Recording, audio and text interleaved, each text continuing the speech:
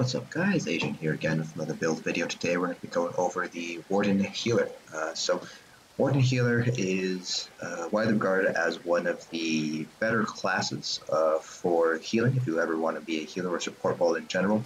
Wardens do provide a fair amount of buffs and there's a huge amount of utility to the group, much more than your Dragon Knights and your Sorts. And some people even compare them as having more group utility than the Templars do even. So that's kind of where Wardens stand. They definitely have a lot of different unique buffs, or rather I should say they have native sources for certain buffs that are usually more difficult to obtain if you were any other race. And that kind of it's where the Warden shines, being able to provide those buffs and those additional utilities that the Templar healer, your traditional Templar healer, won't necessarily be able to provide, or Templar healer can provide, but it comes with some limitations. In addition, Warden healers kind of also add additional synergy to the group with one of their abilities, which is always nice to have for more organized raid groups trying to basically optimize their allocation uptime. Just having additional synergy really helps out allocation uptime, which in turn helps out your DPS. The faster things die, the less healing you have to do. So that's kind of where Wardens stand. They're kind of, in my opinion, neck and neck with Templars. I personally would like to have one Templar and one Warden healer in every trial I go to. However, a lot of other people say that Templars are still on top, while Wardens are kind of below that. And to me, the real answer lies in kind of how you play, how you approach healing. Templars, to me, are a little bit more powerful when it comes to the healing side of things and being a little bit more reactive, while Wardens require you to be a little bit more proactive with your healing. It does require a little bit more positioning and a little bit more thoughtfulness with healing. So it's kind of different approaches, I feel like, between Templar and Warden healing. So just like the rest of our build videos, we'll be going over gear, our attributes, skills, everything you need to know to kind of recreate this build. I will caution you now that because this is a support role, healers and tanks are support roles, you will have to basically play around a little bit with your own build when you recreate this build, whether that's playing around with sets or playing around with skills or even CP points. It's all going to be hugely variant depending on the skill of your group, the content that you're running. So just keep that in mind as we go over this. I will go over pretty much all your gear options as well as various skill options as well. Then at the end of this video, because obviously support roles don't have DPS rotations or anything similar to that, instead, I'll be going over my personal philosophy of healing and try to do my best to kind of explain what I do when I heal. It's going to be a little bit difficult to do because obviously the best way for me to show you guys would be to actually heal something, content, but unfortunately I don't really heal all too often when it comes to event trials, so don't really have good footage of that. So without further ado, go ahead and get started first with our gear. So starting things first off with our monster helm. So I have Earthgore here, and there are several other options that you might want to consider using, and I'll go over them in a little bit. But first, Earthgore. The Earthgore, when you heal a friendly target that is under 50% health, you conjure a pool of punching blood underneath them, which soaks up an enemy placed effect instantly and heals all friendly targets in the area for 39,900 health for 6 seconds. This effect can occur once every 35 seconds. So immediately you can see why we're using Earthgore. A very, very huge burst potential there. Over 6 seconds, almost 40,000 health. It is a proc, so it won't crit, but it's still a huge amount of health to restore. Now, obviously, you guys can also see the downside here. It's going to only occur every 35 seconds. So that's quite a bit of time between each proc. So that's about 29 seconds between each Earthgore proc. So that's kind of the downside of running Earthgore. You just kind of have to make sure that when it procs very well. Now, Earthgore is used more for those fights where your tank is going to be taking a lot of damage very quickly. You just kind of want to have that burst heal going. So healers and tanks will typically run Earthgore in things like Asylum or even Cloud Rest. Cloud Rest is a big one because you do want that huge burst heal for Baneful Mark and Execute. But there are other options for monster helm sets. Earthgore is one of those sets that is fairly difficult to obtain because you do need to do Bloodroot Forge, and there are several other options that are easier to obtain which provide equal or better utility. But Earthgore is my personal favorite to wear on a healer. Now your other monster helm options here include Bogdan the Night Flame. So this comes from Elden Hollow 2, so this is not a fairly difficult dungeon when compared to like Bloodroot Forge, but it is a a 2 dungeon, so it is a little bit harder than your typical non-2 dungeons. So when you heal a friendly target, you have a 5% chance to summon a totem for 6 seconds that heals you and your allies within 5 meters, or 4 to 6 32 health every 1 second. So that can occur once every 6 seconds. Now, while the proc chance does seem low, it's a 5% chance, it's for everybody you heal has a chance to proc Bogdan. So let's say you're able to heal 6 people at a time. And then you hit, let's say, Comet Prey, and you heal 3 other people. With that, that basically gives you 9 chances to proc Bogdans. So in that regard, Bogdan actually has a fairly high uptime compared to what you would think with a 5% chance to proc. So very, very nice to have. It is a nice heal over time. You can basically think of this as like an additional springs that you can place pretty much within the melee group. The downside is that it is a low chance to proc, regardless of whether it can proc on multiple targets. It is still a 5% chance, so it is on the low end when it comes to proc chance. Plus, the heal itself is only within 5 meters, so it's not quite as big as Springs. Springs is an 8-meter radius, so Bogdan's does kind of have a limitation where it's going to be more useful the closer together everybody is, but it's still a very strong must helm set, and a lot of healers are using Bogdan now as their kind of like go-to set. Other options here, Sentinel for Kugams is one set that you might want to consider running. I personally have some issues with this set, but I figured I might well touch upon it anyways because some healers have been experimenting with using this in those like very top tier guilds. So it is from Darkship Caverns 1, so it's a very simple dungeon. So this is a very easy set to obtain if you're just starting off kind of your ESO raiding career. When you heal a friendly target, you have a 10% chance to summon a Drummer Spider that heals for 1395 health and restores 524 stamina to you and your allies within 5 meters every 1 second for 8 seconds.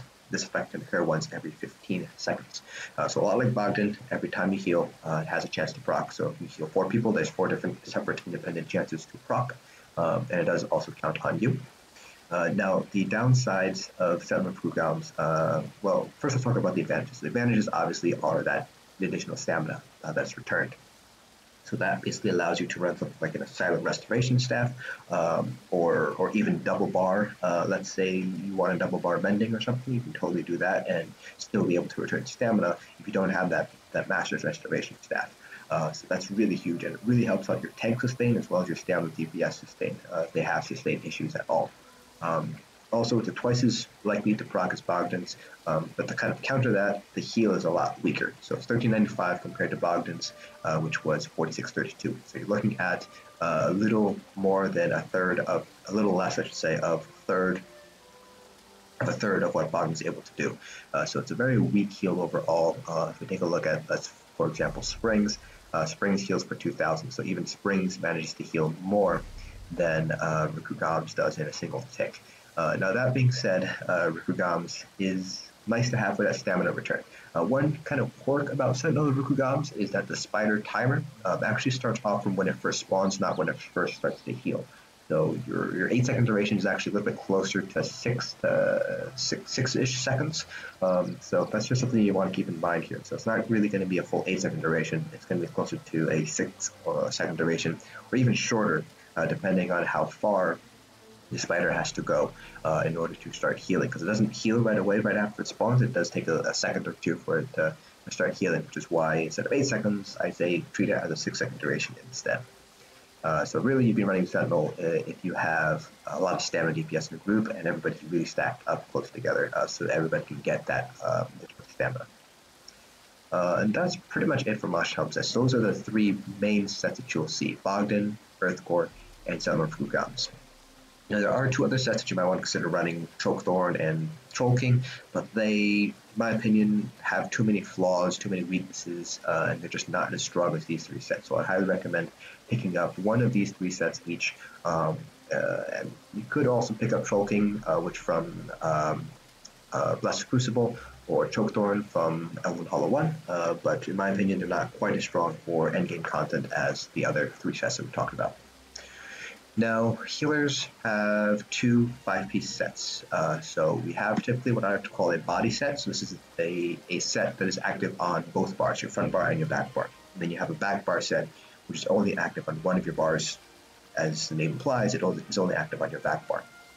Now, your back bar set can also be active on both bars if you have two weapons, but if you're doing that, you're giving up the Master's Restoration Staff or the Asylum's Restoration Staff. So just do that at your own kind of caution, at your own risk, I should say. So the first 5B set we're going to go for is going to be Jorvuld's Guidance. So this has a lot of synergy with Wardens because a lot of what the Warden provides are major or minor buffs. So basically it increases the duration of your major and minor buffs by 40%. So for example, Enchanted Growth gives minor intellect and minor endurance for 20 seconds. With Jorvuld's, it increases up to 28 seconds. So you don't necessarily need to cast things quite as often. So for example, Combat Prayer, instead of casting it every 8 seconds, you can cast it every about 11 seconds now instead.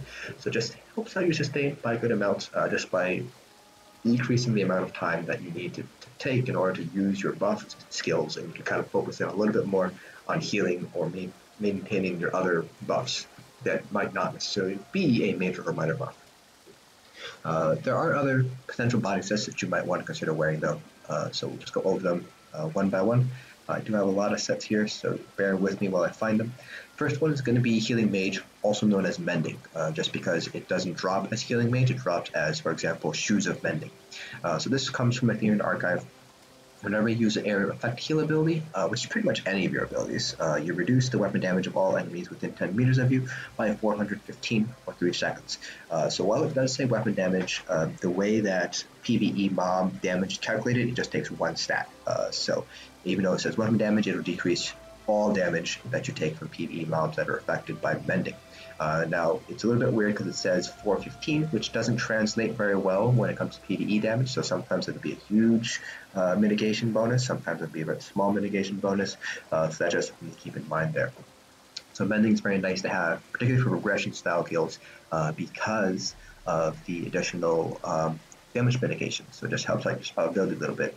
Now the downside of running Mending is you basically have to be within 10 meters of the boss or whatever you want to debuff, so you have to be pretty close to melee range now, and it only lasts for 3 seconds. Now, like I said earlier, area of effect heal abilities are pretty much all of your healing abilities, so you shouldn't have any problems keeping this up as long as you stay within that 10-meter distance there. So other sets here, that's going to be a back bar set. We'll talk about that in a little bit. Like I said, there's a lot of sets here, so just bear with me while I try to find them. Sanctuary is a body set that you might want to consider wearing. It's going to be fairly situational, and you'll see why when we read the 5B. So it increases your healing received by 12% for you and up to 11 group members within 10 meters of you. So again, that 10-meter radius. So you basically have to be pretty stacked up close together. But Sanctuary does have some niche uses, for example, in Rakat, where Mending isn't going to be quite as strong. You usually replace Mending with Sanctuary progression guilds for the additional heal. And then in Cloud Rest, Sanctuary is also very strong because that additional healing received is a very powerful kind of counter to Baneful Mark, which decreases the amount of healing that an enemy, or an ally I should say, receives. So it's a very strong counter to Baneful Mark when stacked with things like Major and Minor Vitality and Major and Minor Mending. So that's where Sanctuary really shines. But again, a 10-meter radius along with the healing received buff, which usually ends up in overhealing, that kind of makes Sanctuary kind of a second-tier set, so to speak. But it definitely does have its uses. Spellpower Cure is another body set. So Spellpower Cure has largely been supplanted by the Vestments of Olorime, but Spellpower Cure still has some uses here and there, so it's perfectly fine to use in like 4-man content or even in trials where there might be a lot of people moving around a little bit. The reason why Olorime is just stronger than Spellpower Cure is for Spellpower Cure to work, you basically have to overheal a lot, because you only procs on friendly targets that are at 100% health, so they have to be at full health in order to get it. The buff lasts for a short amount of time, so it's 14 seconds, or I should say 10 seconds compared to Olorime's 30 seconds. And Spellpower Cure can only hit up to 6 targets at a time. And it is, I believe it's a 10-second cooldown. So if you're using Spellpower Cure, that's just something you want to keep in mind. In a trial, you're only able to hit 6 people. So while Olorime, on the other hand, doesn't have a limit, so you can hit up to all 12 people in the raid if you wanted to, and they'll get the buff for 30 seconds. So Spellpower Cure, again, has kind of been passed over for Olorime, but in those mobile fights and 4-man confident, Spell Power Cure still kind of has a place there. But like I said, Olorime is usually going to be a superior set, so Spell Power Cure is again a lot like Sanctuary, a B rank set where you kind of want to hold on to it for certain situations, but ultimately there are better sets to run.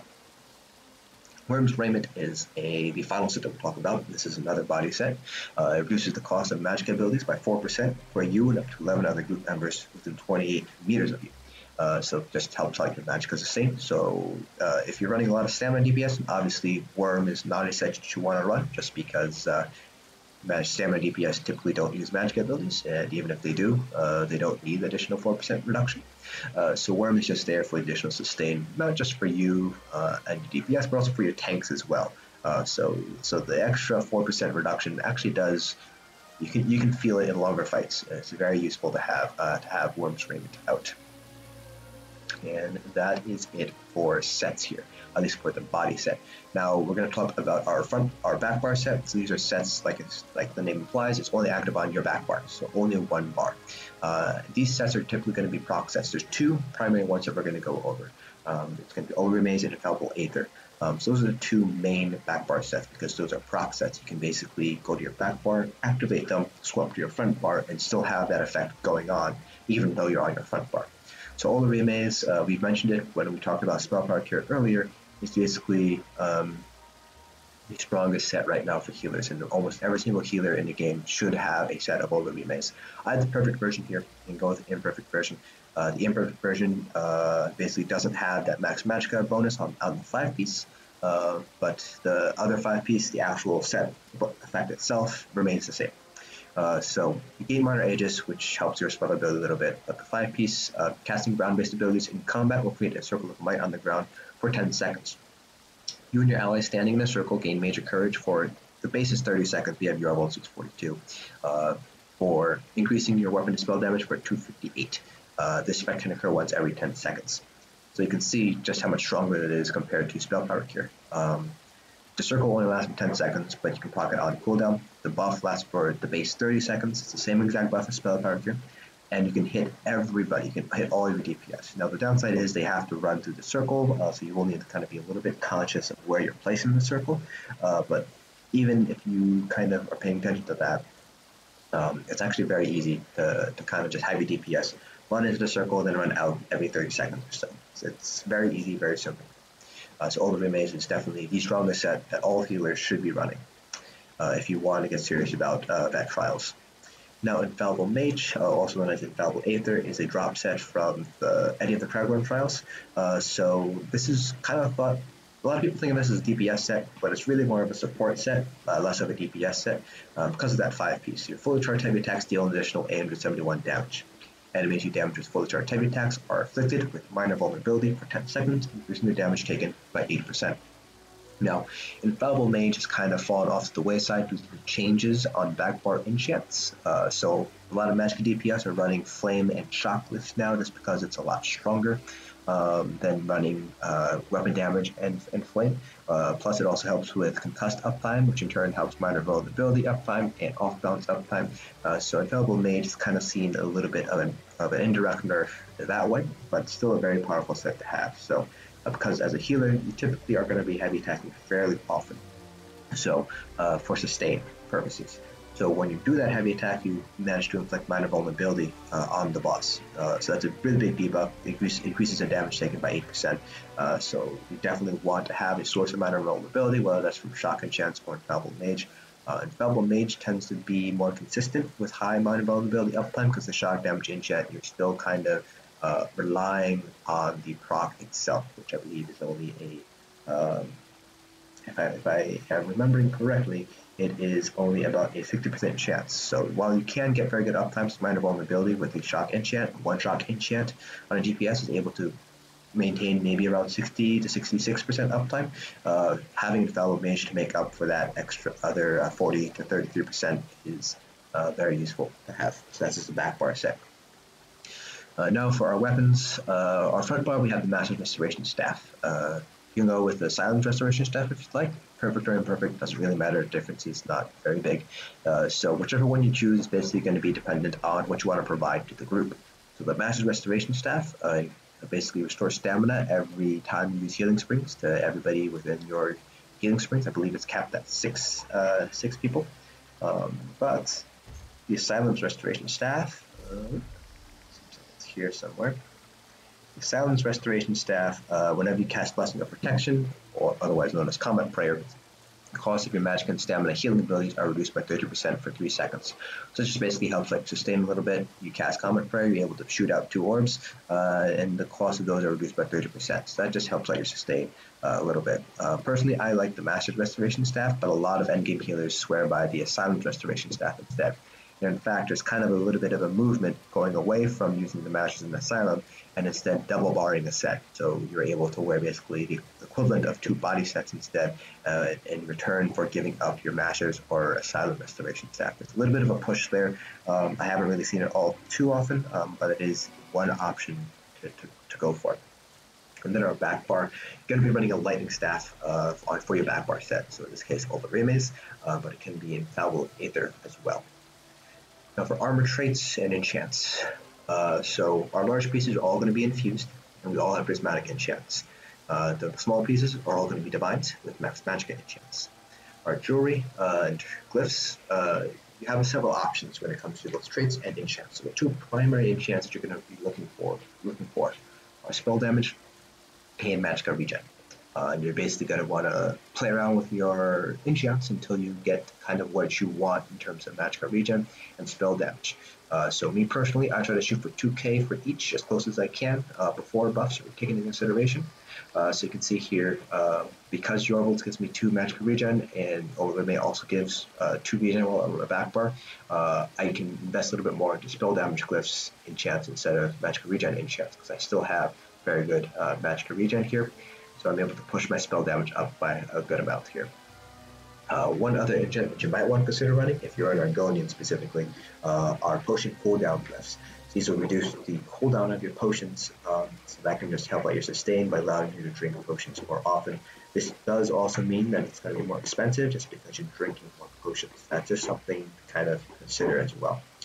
Now for traits, I have 3 infused here, and that's kind of what I default to on all of my support roles, just because infused is always very good. Which have a lot of different options when it comes to enchants. So you can go with something like Arcane if you want more magicka, because you are giving up some magicka if you're running 3 infused.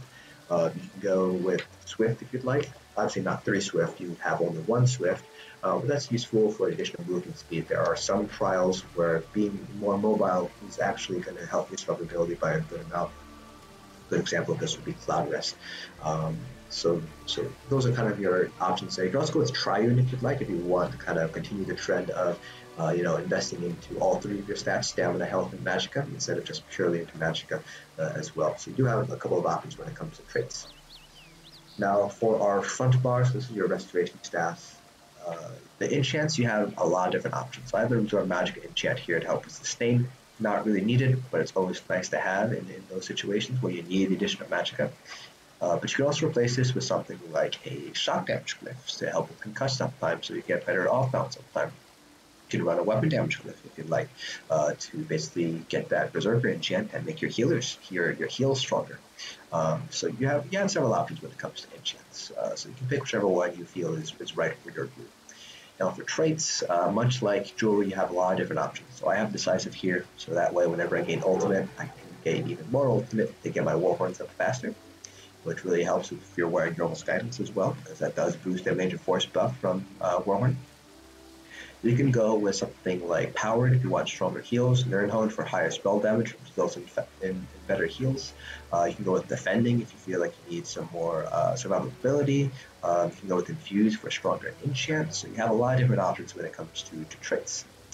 Now for your back bar here, this is a little bit less flexible. So you want to have Infused as your trait because you will typically be running Blockade. And now that Blockade can proc back bar enchants while you're on your front bar, you just want to make sure to have Infused, that way you're getting the most out of your enchants. And now for your enchants here on the back bar, I have a Weakening enchant.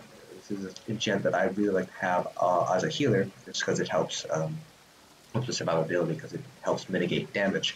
I prefer having this on the back bar from running Infused, just because a strong Weakening enchant is actually very powerful when it comes to how much damage that it helps to mitigate, and ultimately how much ability your DPS are gaining out of that enchant. So that's it for all of the gear stuff. So let's go over our character sheet. So I am an Argonian. Argonians are widely regarded to be the best race when it comes to healing, although there are obviously other options here. So Argonians get 3% max magicka, 9% additional max health. As you can see here, I have a little bit lower magicka and a little bit higher health than you would expect. And then they have 5% healing done and healing received. They're the only race that has that healing done bonus to their racial passives. And then their famed potion passive, where they gain magicka, health, and stamina back whenever they drink any potion of any kind, which really helps out your sustain. So that's kind of why Argonians, that combination of all those racial passives, that's why Argonians are considered to be the best race for healing. Now, the other race that you commonly see as healers are going to be Bretons. They get much more magicka. They get 10% max magicka. They don't get any additional health. They get additional 3960 spell resistance, which helps out their survivability, and then they get 3% cost reduction to all their magicka-based abilities. So that just helps out your sustain by a fair amount here. You can go with any of the magically inclined races, so High Elves, Dark Elves, if you'd like.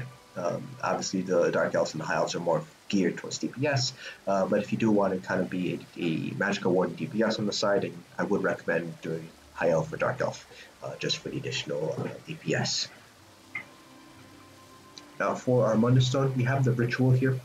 We really have, let's talk about attributes. We completely skipped over attributes. So if you're an Argonian and you have Prismatic enchants, all points for magicka. You can see here we're sitting very comfortably at 18.8k health. More than enough for endgame content. Now if you're not an Argonian, let's say you are a Breton, you don't have any extra points in the health, you might want to put a couple more points into health to kind of give yourself a little bit more padding. A lot of healers recommend having at least 18k health, just because you are very important to a raid, and if you're dead, it's kind of hard to recover sometimes. So it's nice to have a little bit more survivability here. So if you're a Breton and so you don't have any additional health, you're actually going to be sitting closer to about 17.3, 17.4k health. So you might want to consider putting maybe 10 points into health and putting the rest into magicka for the additional survivability there. Because Bretons also have higher max magicka, your magicka is actually going to end up being even a little bit higher actually, even though you don't have as many points into magicka. Or at the very least, very similar to what an Argonian's max magicka is. Now we can talk about our Mundus Stone. So there's two main options when it comes to Mundus. You have the ritual, which increases your healing done, in this case by 13%, and the other option is the Atronach, which increases your magicka regen. So very similar to how you want to deal with your jewelry enchants, just pick whichever one you need a little bit more of. So the magicka regen is about 2175, so that basically, and my spell damage is 1891, so I'm going with the rituals, that way I have a little bit of additional healing power. But if my magic regen was, let's say, 1700 and my spell damage was, let's say, 2200, then I would go with the Atronach instead, so that way I have a little bit more additional magic regen there. So that's kind of how I choose between the two Mundus Stones here. Now finally for food, we're going with Witchmother's Potent Brew. Again, you can only really use this if you have the Prismatic enchants. So like I said, as a Breton, you'd be sitting at about 17.3, 17.4k health with Witch. So this is mainly here for the additional regen, additional max magicka, and additional max health. You can use Clockwork Citrus-Fillet as well if you would like. It's basically a slightly better version of Witchmother's Potent Brew. It's a little bit expensive. It's about 2k on PCNA per Clockwork Citrus-Fillet food item, because it does use Perfect Row, so don't feel like you have to use it. Witchmother's is perfectly fine. Then there's one other food that you might want to consider using as well, and that is going to be, I don't think I have it crafted, so let's go to the provisioning station here. It's going to be Orzagar's Red Frothgar, if I can find it. Actually don't think I have it here. Yeah, I don't have it, so let me just pick it up real quick. So Orzagar's Red Frothgar is a drink here that gives you 5,000 max health and 457 magicka regen. So this is another food that you might see healers run. So compared to Witchmother's Potent Brew, you get less health, less magicka regen, but which gives you more magicka, because for Frothgar here, as you can see, doesn't give you any max magicka. So that does help out your heal, helps out your sustain a little bit. So kind of want to hit that balance there, so you can run either Frothgar or Witch kind of up to you. Generally speaking, though, if you don't have prismatic enchants on your larger pieces, or you're not an Argonian, Frothguard is going to be better just because with Witch, you're not going to be able to hit that nice health threshold there. Alright, so let's talk about our skills. Alright, so for our front part here, we have Enchanted Growth, Healing Springs, Comet Prayer, Energy Orbs, Leeching Vines. So a lot of people consider Leeching Vines to be a flex spot. I also consider it to be a flex spot, but I do recognize that the additional heal that it has, both minor lifesteal and the actual effect of the ability itself, are actually quite useful to have. So it's up to you if you want to flex it. I have Feral Guardian, but this is another big flex spot here. So this is mainly here for the animal companions passive Flourish for the 12% additional magic regen. But as you can imagine, it's not all that useful. So a lot of healers will actually run Enchanted Forest instead, or if you still want the magic regen, but still also want a little bit of utility, you can run Replenishing Barrier or Resolve or Reviving Barrier. It's kind of up to you. A lot of Warden healers will just run Enchanted Forest on the front part here, just because it's a very cheap ultimate, and it's a very strong healing ultimate as well. Now for our back bar, we have Budding Seeds, Expansive Frost Cloak, Blockade of Storms, Blue Betty, Elemental Drain, and of course, Aggressive Warhorn.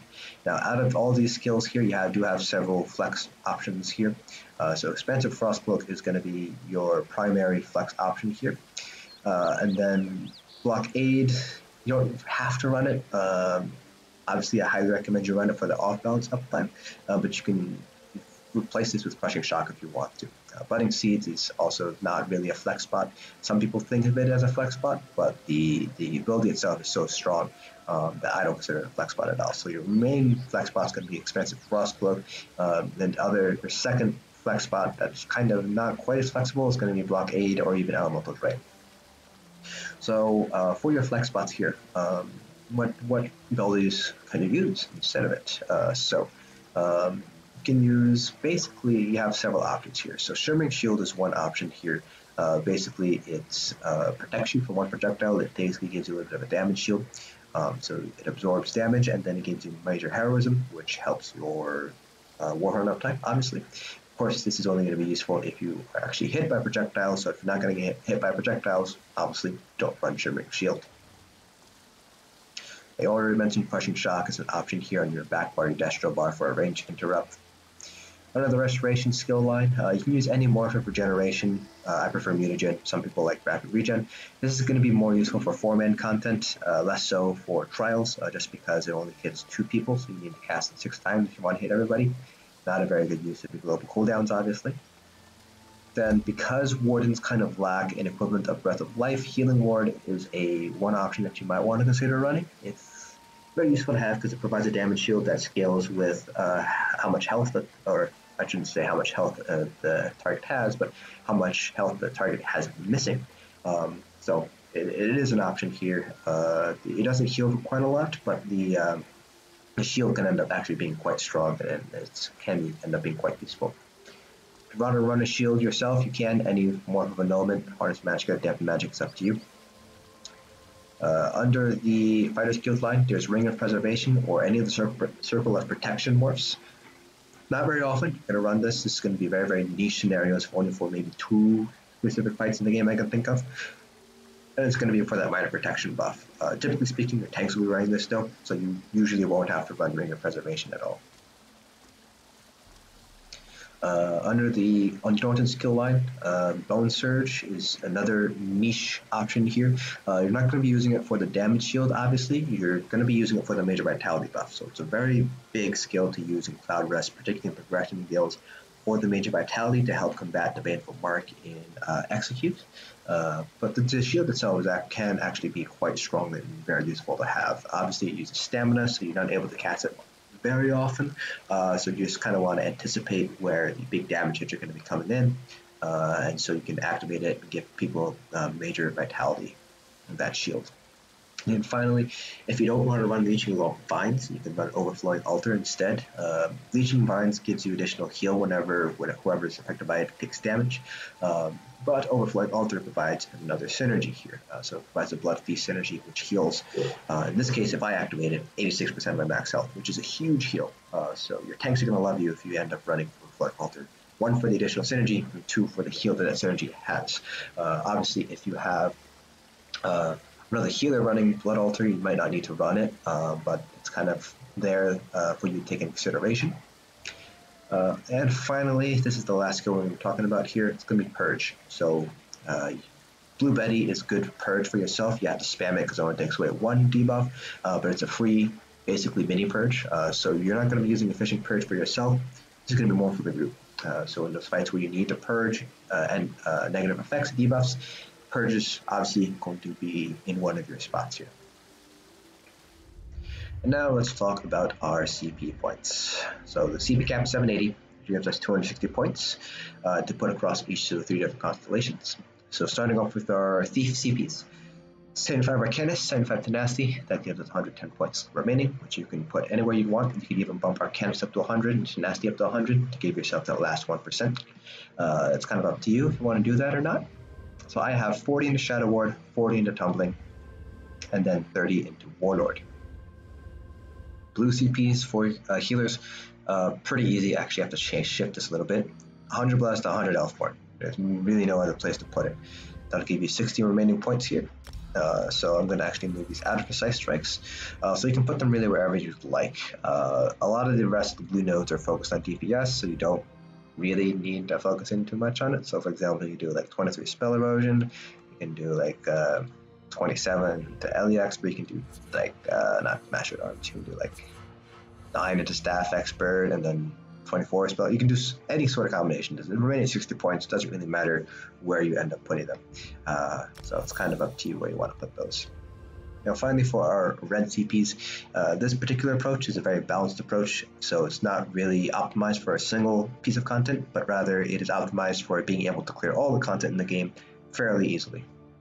So if you do want to optimize for one specific piece of content, you will need to shift your CP points around a little bit. So 66 into Ironclad, 66 into Thick-Skinned, 64 into Hardy, and Elemental Defender. You'll notice here that we don't have any points into the Lord. We don't need to field position passive. Healers should never, ever be rezzing, because you should be healing people who are doing the rezzing. So that's why we don't have field position passive here. Can you pick it up if you want to? By all means, take 10 points out of Thick-Skinned and put it into Bastion, and you have field position passive. But you shouldn't be rezzing, so that's kind of why we don't have that passive at all. Alright, so that is all of our build information. Finally finished all of that, so now we can talk a little bit about the philosophy of healing. So my approach to healing, and in support roles in general, is your job is to, as a healer, heal enough so that nobody dies. And then from that point onward, it's all about buff, it's all about debuffing. Because that's kind of your role. Your role is more support than it is healer in this game. So all of your heals are very, very strong. It's very easy to overheal in this game, actually. So the strongest heal is going to be Orbs. That is going to be the strongest heal over time ability that you can have. Not only does it provide resources to the group, but the heal itself is quite strong. So this is before any buffs at all. Before Mending, before major sorcery or anything like that is taken into consideration, it heals 900 health every half second to you and nearby allies. So if nobody pops it, so if you activate synergy, the orb explodes and it won't heal anymore. You get a nice burst heal out of it, but you won't get any more of that additional half-second heal anymore. This is a very, very strong heal. So every 1 second, you basically think of it as healing about 1800 health, compared to Healing Springs, which does 2000 for every tick, for every second. So it's basically a very comparable Healing Springs with a nice burst heal, the active synergy, as well as resource return. So Orbs, very, very powerful. I like to keep at least one orb out on the field at all times for the heal, as well as if anybody needs additional synergy. The other big healing move that you're going to want to use, less for the heal and more for the buff, is going to be Combat Prayer. As you can see here, the heal is actually not all that strong, 5168 health before buffs, but it gives Minor Berserk, which increases damage done by 8%. So it's a very strong ability. You want to make sure to keep that up. With Jorvuld every 11 seconds, without Jorvuld every 8 seconds. It's just a very strong buff for your DPS. It's one of the biggest buffs you can give to your DPS. Now, for these two vines, or if you're using Blood Altar, try to keep that up if you can, because it just applies minor lifesteal. which is a nice heal over time. You can see here it heals about 800 health every 1 second. So just additional heal over time ability that everybody gets. So it's very nice to have that minor life steal going in the group. Healing Springs, however, is going to be your primary heal. I would say it's almost your kind of acts as your burst heal, so to speak, because you're able to stack it on top of each other. So you're able to stack up the 3 springs on top of each other because it lasts for 3 seconds. Will cooldown is 3 seconds. So basically, if you stack 3 springs on each other, that's about a 6,000 healing before, obviously, any sort of buffs or anything every second. So you can see why Healing Springs is a pretty nice heal over time. Plus, it has additional heal every second afterwards. Enchanted Growth is a little bit stronger than Combat Prayer. You can see here about 7,000 health, but it's mostly used for the minor intellect and minor endurance. Your main heal is going to be coming from Healing Springs, Combat Prayer, and Orbs. Enchanted Growth, again, is there for that secondary effect mostly. It does act as a nice burst heal, though, if you do need it. Now, on your back bar here, obviously keep up your Blue Betty. You want that additional magicka regen. It's very nice to have here. Then you will have Blockade of Storms. I like to try to keep it up as much as I can. 1 for the off balance uptime and 2 for the enchant uptime. It's very nice to have. Again, I love Infused Weakening for the damage mitigation, so I like to try to keep Blockade up. Elemental Drain is not both healers don't have to run Elemental Drain actually. Only one healer needs to run Ele Drain if you're up against the boss that doesn't have many adds. It's nice to have 2 healers running Ele Drain for like ad pulls and things like that. Once you get to the boss, if you want, you can drop Ele Drain for a different skill if you'd like.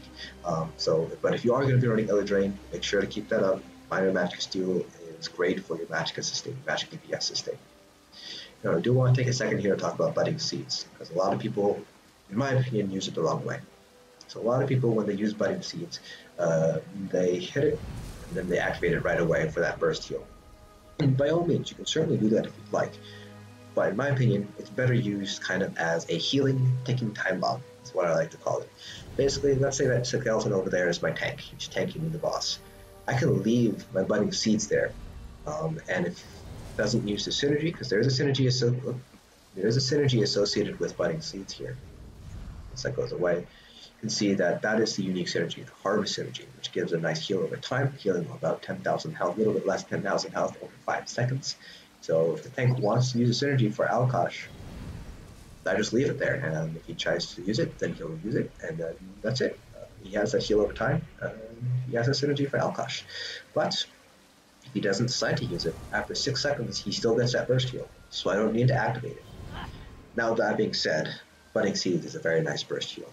So a lot of healers will actually use Budding Seeds as a burst heal instead of doing springs twice or 3 times. Just because you have to hit it twice instead of once. But that being said, for me, you should be using Budding Seeds as kind of a leave it forget kind of heal. Like I said, a healing ticking time bomb. So that basically allows anybody who needs the heal immediately to use a synergy, grab it, but otherwise just let it run. You can do that, put Healing Springs down, then when it expires, nice big burst heal right there. So that's how I like to use Budding Seeds. Like I mentioned earlier, it's hard to explain and kind of show you how I heal without actually healing content. So I'll try to get a video out with me healing content, kind of narrate that for you guys, kind of what's going on in my mind through each fight as we go through ad pulls and things like that. So I'll try to get on that. I just don't heal very often because I typically tank for all of my heals that I run at trials for.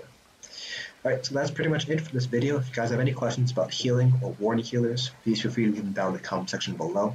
I'm seeing more and more Warden healers coming out of the woodwork now, especially in those endgame trials guilds and those kind of like progression style guilds, as well as leaderboard guilds. So there's a lot of people now who are becoming more and more knowledgeable with Warden healing. So if I don't know the answer to your questions, I'm sure somebody else will. And I will try to get that answer back to you guys. Hope you guys found this video informative, and I will see you guys in the next dungeon.